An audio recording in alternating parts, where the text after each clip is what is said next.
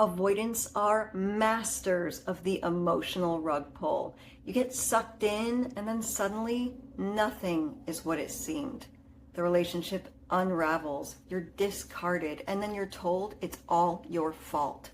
This kind of breakup changes you. It seeps into part of who you are. It's like rubbing a toxic lotion on your skin and then trying to scrape it off and shove it back in the bottle.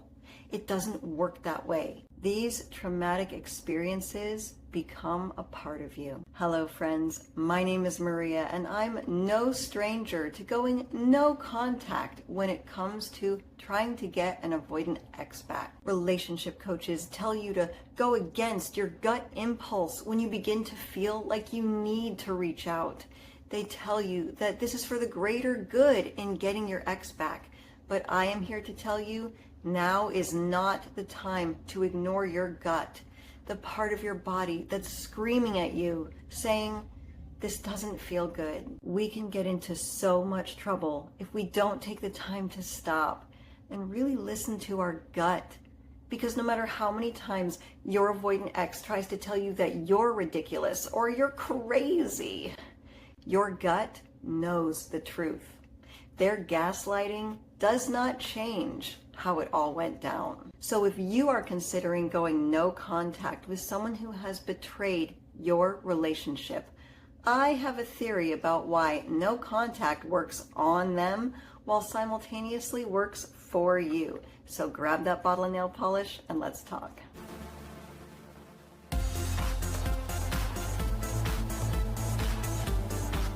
Most anxious attachers are quite familiar with the no contact strategy after a breakup.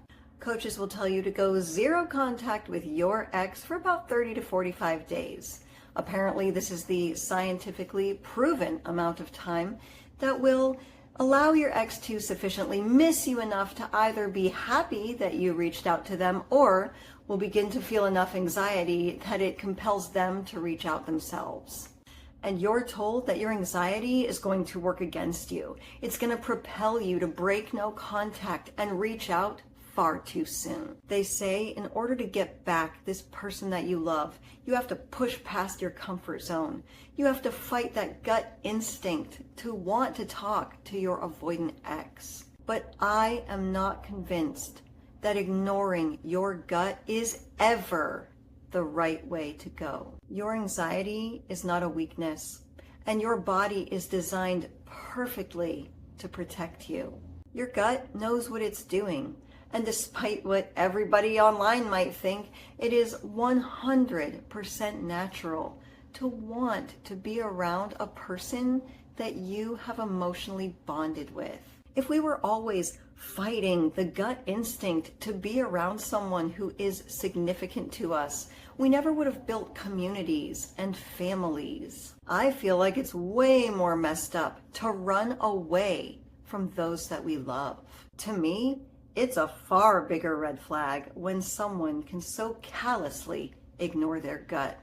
They're able to distract themselves with trivial things and ignore their own gut instinct when it comes to wanting to be around people that they love. Last week, I asked a few viewers if going no contact allowed them to listen to their gut and finally gain some clarity at a few of the red flags that had been waving throughout their relationship. And Heathcliff 8940 says, I was so deep under the love-bombing persona she created for me that I ignored all of the red flags.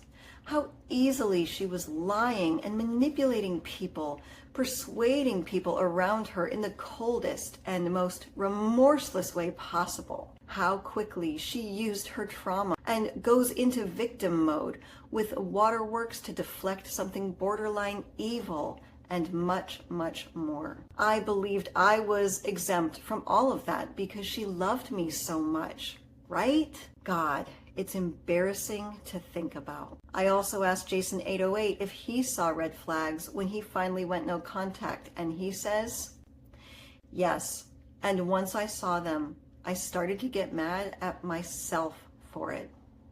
But Psych 1 had a really good response.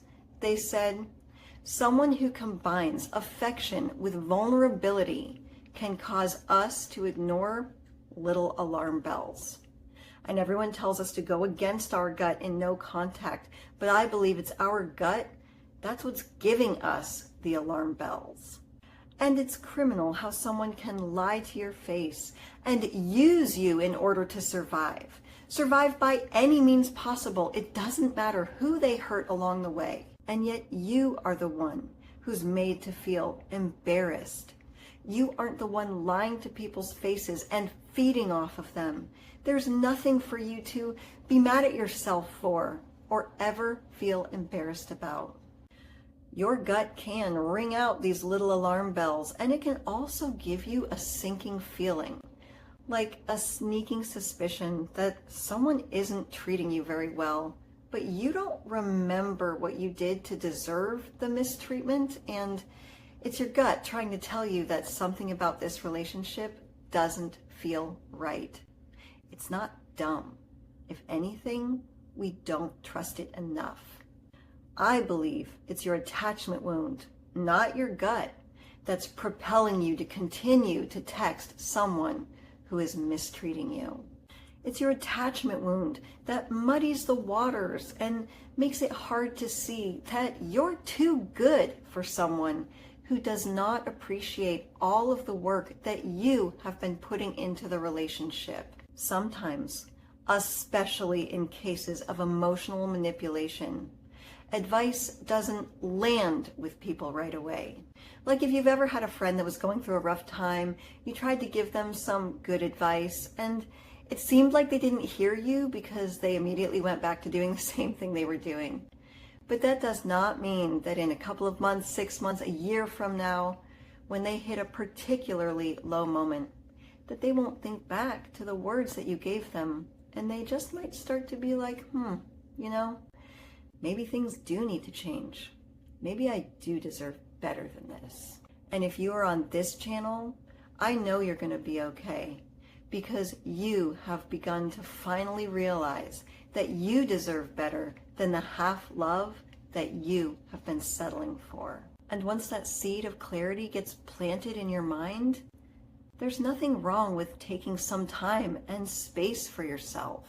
Please stop giving so much of your power away and letting other people dictate the course of your life.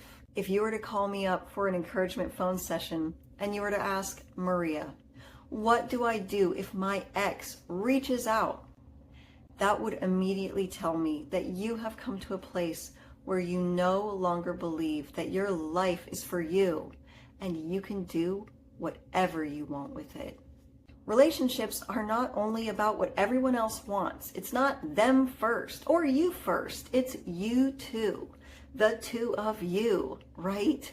It's the two of you against life's struggles. It's not the two of you against each other. This person should be your best friend. And what do best friends do? Tear each other down and treat each other like crap? No. That's what enemies do. This person is supposed to be your partner.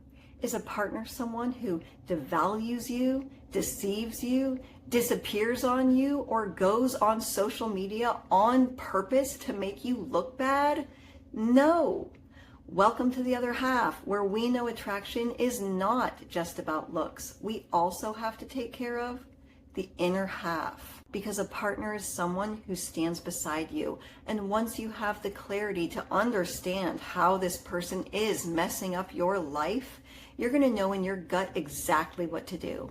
You're going to know why you went into no contact. You're going to know why you had to walk away. And it's not going to matter how it looks to anyone else. And if you're already elbow deep in a situationship that is confusing to your boundaries, it's okay to be honest with the other person and tell them that you need some time and space to figure things out. This is not the same as an avoidant rug pull, because remember, the whole reason you needed time in the first place is because something in your gut is telling you that you're not being honored in this relationship. If someone cares about you and loves you and cherishes you, they will not use the space as an excuse to immediately jump to the next available person. Anyone who would do that to you was only using you. And once you get some clarity, you'll be able to see that too.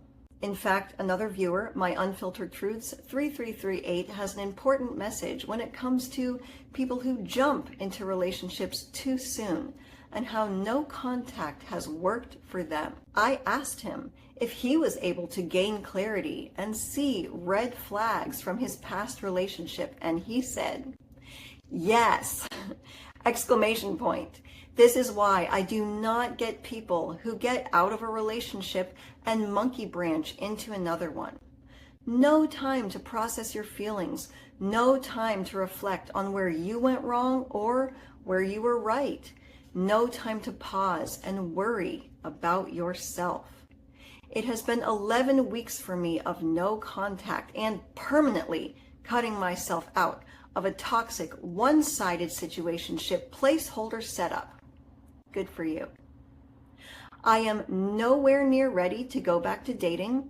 I'm still processing my feelings, actions, and behaviors that took place over 2.5 years I was dealing with my ex. What I will say is I see things a lot more clearly now that I am no longer dealing with them or in communication with them. I have them blocked on every social media app that I'm on, and I blocked and deleted them out of my phone.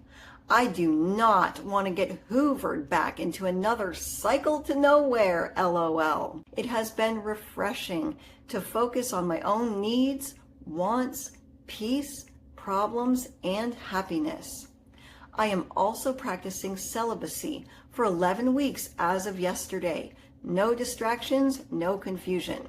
That's definitely a good way to get unconfused. It is wild having a clearer headspace that I have not had in so long, and I love that. The red flags are now so clearly bright and red. I am not interested in this ex-person or anyone for that matter. Yes. One step at a time. We must allow ourselves the time to reflect and learn to trust our gut. If you have been through a traumatic breakup and you never felt like you had a voice, now is the time to tell your story. I would like to feature your story and maybe even a lesson that you learned that you would like to give to others in a member video. And even if you're not a member, I will make sure that you receive a copy of the video. So if you would like to receive support and share your experience with others, you can send your story to the channel Gmail, which I will go ahead and link in the description below.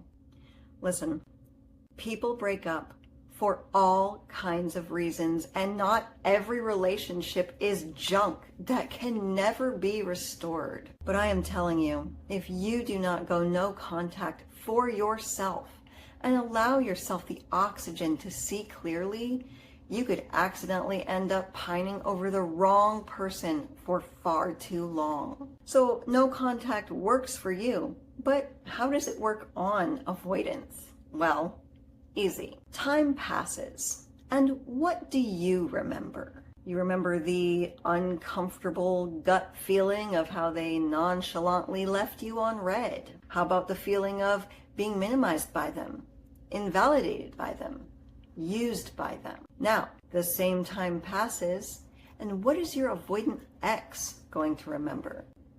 They're going to remember how you were always there for them. You wanted to spend time with them. You were happy to see them. You thought they were so interesting and sexy. And man, you loved them. And that's why over time, whether they ever have the guts to admit it to you or not, they remember, and they are secretly filled with regret. And you? Well, you're already going forward to bigger and better things, and by this time you have realized the universe did you one huge favor. This is why it's so important to give yourself time to remember the awesome person that you were even before you ever met your ex. Remember good things about yourself from before this relationship ever happened. You can live your life to the fullest, and you don't need your ex to do that. Look at old pictures of yourself accomplishing things, building things, helping people.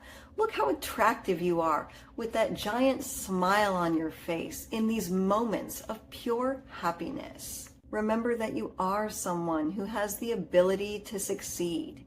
You were doing it before you ever met them. No contact works for you, and it doesn't have to end just because your ex suddenly realized that, oops, they messed up, or they feel lonely and they decide to reach out. As we all know, avoidants have their autonomy and their freedom, and oh, that's right, so do you. If they reach out, take some time to ask yourself how you really feel about them. What is your gut telling you? Say to yourself, this time around, I'm not going to allow anyone to convince me that it's okay to ignore my gut, and I'm not gonna jump simply because you snap your fingers. If this video helped you, so will this one. My name is Maria Adriana. You did not have to live my life, but I certainly hope you can learn something from it. As always, thank you for visiting the other half.